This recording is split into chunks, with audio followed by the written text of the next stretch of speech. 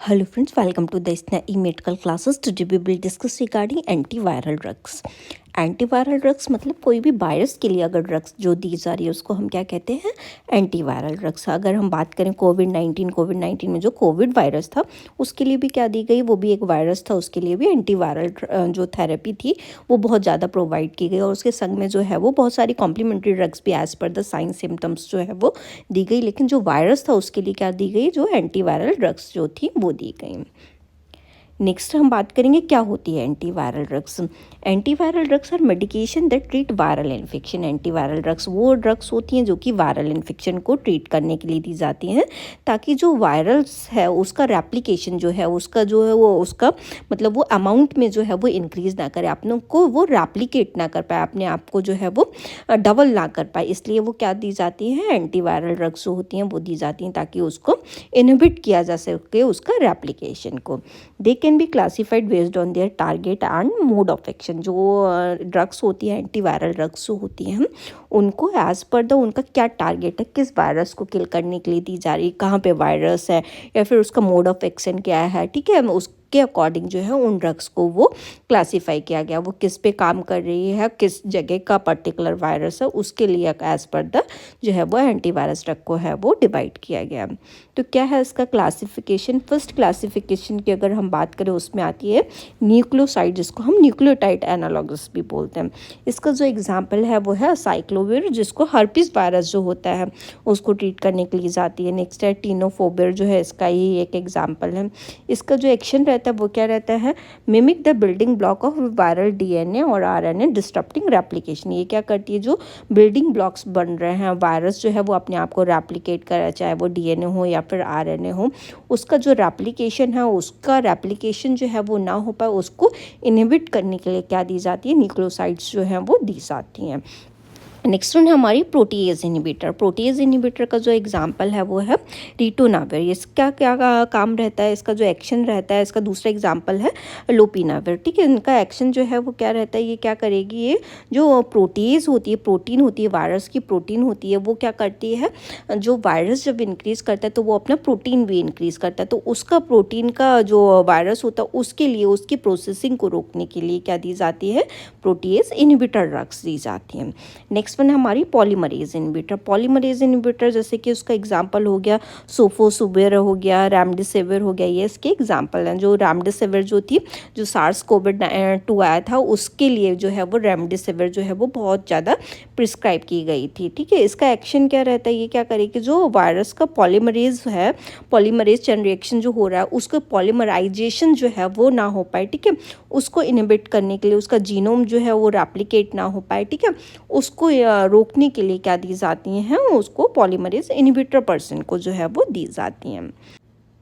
Next है हमारी न्यूरोएमिनेडेज inhibitors. ये क्या करती है, इसका जो एग्जांपल है ओजेल्टामेविर हो गया, जानामेविर हो गया, इसके एग्जांपल। इसका जो एक्शन रहता है वो क्या करता है, ये क्या करेगी, जो न्यूरोएमिनेडेज है उसको ये क्या कर देती है, ब्लॉक कर देगी, और जो वायरस जो है उसमें होस्ट सेल में जो रिलीज़ हो रहा है, मतलब अपना जो है वो बढ़ा रहा है अपने आप को, उसको ये प्रिवेंट कर देगी, मतलब उसको जो है वो नहीं आने देगी, मतलब उसको होस्ट सेल के अंदर जो है वो नहीं रहने देगी, उससे ये प्रिवेंट करवाएगी, उसका रिलीज जो होगा उससे ये प्रिवेंट करवाती है। नेक्स्ट वन है हमारी फ्यूजन इनहिबिटर्स। फ्यूजन इनहिबिटर्स क्या है, इसका एग्जांपल है इनफ्यूबिराइड। ये क्या करती है, इसका जो एक्शन रहता है ये क्या करेगी, prevent fusion of virus and host cell membrane. ये क्या करेगी, जो उसकी होस्ट सेल मेम्ब्रेन्स वगैरह जो आ रही है, उसका फ्यूजन जो हो रहा है वायरस का, उसका फ्यूजन जो है वो नहीं होने देगी, उसको जो है वो बढ़ने नहीं देती है।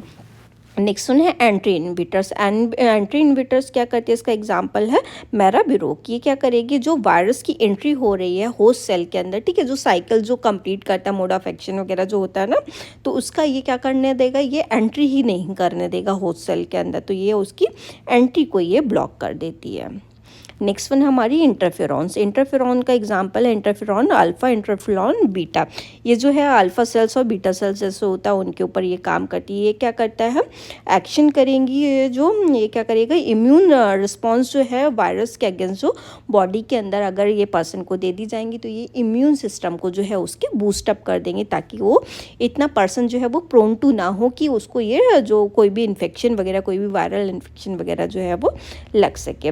नेक्स्ट वन है हैं आरएनए इंटरफेरेंस एजेंट्स। ये क्या करती हैं, ये जो आरएनए बेस्ड थेरेपी जो होती है उसके एग्जांपल, मतलब आरएनए बेस पे जो भी थेरेपी काम करती है वो क्या रहते हैं, आरएनए इंटरफेरेंस रहते हैं। इसका जो एक्शन रहता है ये क्या करती है, साइलेंस और डिग्रेड वायरल आरएनए। ये जो आरएनए होता है वायरल आरएनए, उसको जो है ये उसके ऊपर काम करती है, उसको जो है ये रेप्लिकेट वगैरह जो है उसको नहीं होने देती है, उसको वहीं पे जो वायरस की ग्रोथ होनी थी आरएनए में उसको नहीं होने देगा। नेक्स्ट वन है इम्यूनोमॉड्यूलेटर। इम्यूनोमॉड्यूलेटर्स मतलब इम्यून सिस्टम को जो है उसके ऊपर जो है वो काम कर रहे हैं। इसके एग्जांपल इंटरल्यूकिन्स हो गया, इंटरफेरॉन इंड्यूसर्स हो गया, इसके ये एग्जांपल है। इसका जो एक्शन रहता है वो क्या रहता है, enhance the immune system ability to combat infection. ये क्या करेगा, इम्यून सिस्टम जो होगा उसको स्ट्रॉन्ग कर देते हैं ताकि कोई भी इन्फेक्शन वगैरह जो है वो बॉडी के अंदर ना हो पाए। नेक्स्ट है हमारा हेलिकेज इनहिबिटर। हेलिकेज इनहिबिटर का एग्जांपल है प्राइटेलिबर। ये क्या करता है, ये क्या करेगा, जो वायरल हेलिकेज होते हैं उनको ये वो टारगेट करता है और उसका जो डीएनए का अनवाइंडिंग होता है, डीएनए का जो रेप्लिकेट करता है उसका अनवाइंडिंग जो होता है उसको ये नहीं होने देता है। ठीक है, तो ये जब वो ही नहीं हो पाएगा तो कोई भी जो उसका हेलिकेज जो होगा बनता है उसको ये नहीं बनने देगा, तो उसको ये जो है वहीं पे रोक देता है और वहाँ पे वायरस जो है वो ग्रो नहीं हो पाता है। नेक्स्ट हम बात करेंगे एक इम्पॉर्टेंट ड्रग की जो डिटेल में उसका जो एग्जांपल कि ये किसका है, ये साइक्लोबिर है। ये एक एंटीवायरल ड्रग जो है वो ये होती है। ये इसका कंपोजिशन जो है ये क्या रहता है, इसका एक्टिव इंग्रेडिएंट है वो साइक्लोबिर ही रहता है। इसका फॉर्म जो है ये ओरल फॉर्म में भी प्रेजेंट रहती है, टॉपिकल फॉर्म में आती है, इंट्रावेनस फॉर्मुलेशंस में भी ये प्रेजेंट रहती है।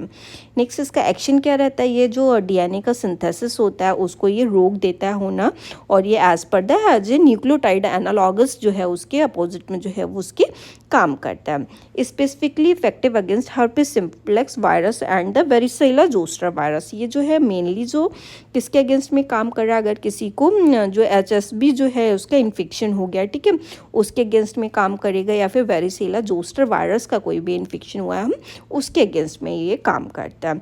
इसका डोज और रूट जो है वो क्या रहता है, ये पर्सन जो है उसको विद और विदाउट फूड जो है वो ओरली दोनों तरीके से ले सकता है। हम टॉपिकली भी इसको अप्लाई किया जाता है, मतलब इसको स्किन के ऊपर भी जो है इसका ट्यूब्स आते हैं, ठीक है, उसको स्किन के ऊपर भी अप्लाई कर सकता है जहाँ पे भी अफेक्टेड एरिया होगा। इंट्रावीनस भी पर्सन को जो ये अगर सीवियर इन्फेक्शन होते हैं तो डायरेक्ट उसको सिस्टमेटिक सर्कुलेशन में जो है वो दिया जाता है। अगर हम एडल्ट और चिल्ड्रन की बात करें नॉर्मल डोज की, तो उसका जैसे कि कोई एक्यूट लेवल का इन्फेक्शन है, ठीक है, जैसे कोई भी हर्पीस वगैरह या नहीं कोई भी जोस्टर से रिलेटेड जो भी इन्फेक्शन अगर हो रहा है, ठीक है, तो उसके अकॉर्डिंग जो है वो उसका डोज जो है 200 मिलीग्राम जो है 5 डेज डे फॉर 10 डेज, ठीक है, 5 से 10 दिन तक के लिए ड्रग जो है ये प्रिस्क्राइब की जा सकती है। ये एक्यूट इन्फेक्शन के लिए रहता है, ठीक है। अगर यही सीवियर इन्फेक्शन हो रहा है, उसको सीवियर बहुत ज़्यादा जैसे हर्पीस सिम्प्लेक्स वायरस का इन्फेक्शन हो गया, ठीक है, तो फिर इसको जो है वो लार्ज अमाउंट में जो है वो प्रिस्क्राइब किया जाएगा। 500 जो है एज पर द उसका जितना वेट वगैरह होगा उसके अकॉर्डिंग इसको प्रिस्क्राइब किया जाएगा। इवन 500 800 mg जो है उसके अकॉर्डिंग जितना क्रोनिक इन्फेक्शन होगा एज पर द जो भी हेल्थ केयर प्रोवाइडर उसको प्रोवाइड करेगा as per the infection criteria उसको दी जाती है ड्रग।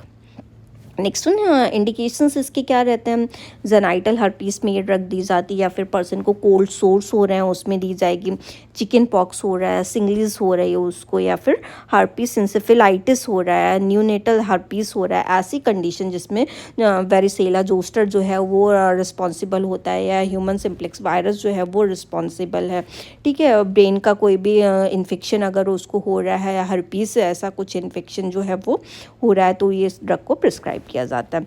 कॉन्ट्राइंडिकेशंस कब रहता है, अगर कोई भी पर्सन असाइक्लोविर से जो है वो हाइपर सेंसिटिव है, उसको एलर्जिक रिएक्शन अगर उससे हो सकते हैं तो ये ड्रग जो है ये कॉन्ट्राइंडिकेटेड उस पर्सन के अंदर रहेगा। रीनल इम्पेयर में रिक्वायर डोज एडजस्टमेंट, अगर उसको रीनल इम्पेयरमेंट वगैरह होगा तो उसका डोज जो है वो एडजस्ट किया जाता है, ताकि उसको मतलब कम से कम जो है उसको डोज जो है वो दिया जाता है, ताकि उसको कोई भी ऐसी कॉम्प्लिकेशंस जो है वो देखने के लिए ना मिले। उस ड्यूरेशन में उसको ये ड्रग जो है वो नहीं दिया जाता अगर उसको कोई रीनल डिजीज सीवियर अगर हो रही है तो। नेक्स्ट वन ड्रग इंट्रैक्शन, ये ड्रग जो होती है ये नेफ्रोटॉक्सिक ड्रग जो है उसके संग में ये इंट्रैक्ट करती है, तो उसका देखना है कि कोई पर्सन जो है उसको रीनल डिजीज़ तो नहीं हो रही है during the time of drug administration, और पूरी पेशेंट की हिस्ट्री लेनी है। प्रोबेनासिड में इंक्रीज साइक्लोविर, अगर इसको जो है वो प्रोबेन एसिड जो होता है उसका साइक्लोविर का लेवल जो है वो बॉडी के अंदर इंक्रीज़ कर सकता है। तो अगर पेशेंट को ये दिया जा रहा है तो पेशेंट का पूरा नोन हिस्ट्री फार्माकोलॉजी की होनी चाहिए कि उसको क्या ड्रग्स जो है वो प्रिस्क्राइब की जा रही है, ताकि ये कोई भी ऐसा इन्फेक्शन वगैरह बॉडी के अंदर जो है वो उसका लेवल जो है वो इंक्रीज़ ना करा दे, ताकि वो टॉक्सिसिटी उसकी ना हो जाए। नेक्स्ट वन, साइड इफ़ेक्ट्स इसके क्या रह सकते हैं। अगर पेशेंट को अगर ये ड्रग दी जा रही है तो क्या क्या जो है वो पेशेंट मोर प्रोन टू हो सकता है साइड इफ़ेक्ट्स आने के। उसको जो है वो नोज़िया वॉमिटिंग जैसा फील आ सकता है, या फिर उसको वॉमिटिंग ही हो सकती है, डायरिया देखने के अंदर मिल सकता है, उसको लूज फ्रिक्वेंट जो है मोशंस पास हो सकते हैं, हेडेक देखने के लिए मिल सकता है, बेचैनी, उसको डिजीनेस जैसा देखने के लिए मिल सकता है, इवन स्किन के ऊपर उसको रैसेस भी देखने के लिए मिल सकता है। नेक्स्ट वन, एडवर्स इफेक्ट्स इसके क्या रहते हैं। इसके एडवर्स इफेक्ट जो रहते हैं वो रेयरली होते हैं, लेकिन अगर आते हैं तो बहुत ज़्यादा वो सीरियस इफेक्ट्स जो है वो देखने के लिए मिल सकते हैं। जैसे अगर उसको टॉक्सिसिटी वगैरह इसका डोज ज़्यादा हो गया तो उसको रीनल डिसफंक्शंस वगैरह या न्यूरोलॉजिकल इफेक्ट्स जो हैं वो देखने के लिए मिलेंगे। इवन उसको एलर्जिक रिएक्शंस भी देखने के लिए मिल सकते हैं, वो भी बहुत ज़्यादा रेयरली होते हैं। अगर हुआ तो उसको एनाफाइलेक्टिक शॉक जो एनाफाइलेक्सिस जो होता है वो देखने के लिए मिल सकता है। नेक्स्ट वन, टॉक्सिसिटी इसकी क्या रहती है। अगर कोई भी पर्सन जो है वो इसका ओवरडोज हो गया तो उसको रीनल जो है उस पर इम्पैक्ट पड़ेगा और उसको रीनल टॉक्सिसिटी हो सकती है। हाई डोजेज अगर उसको दिए गए उसमें जो है उसकी किडनी जो है वो फेलियर देखने के लिए मिल सकता है।